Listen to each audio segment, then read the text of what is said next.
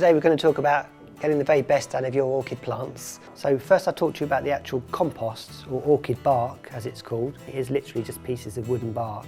It emulates the very free draining sort of environment that orchids grow in naturally in the wild. When you come to water them, there's two different ways to do it.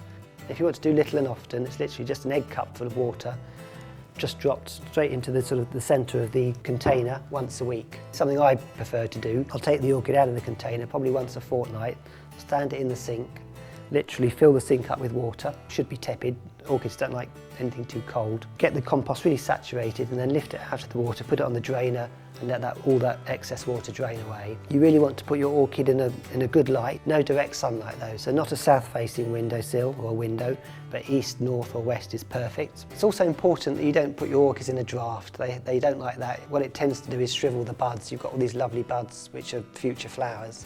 Put them in a draft, you run the risk of these shrivelling. So this is the grower pot. This is how the orchids are grown on before we actually sell them.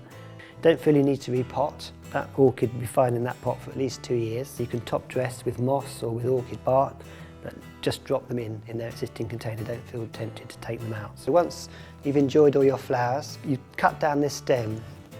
In this instance, I'd only cut it to here, because what you can see here, it's already started to throw a new flowering shoot, which is great news. But if you didn't have that one, you'd take that whole stem right down to the lowest node, and that's these kind of points you see along the stem.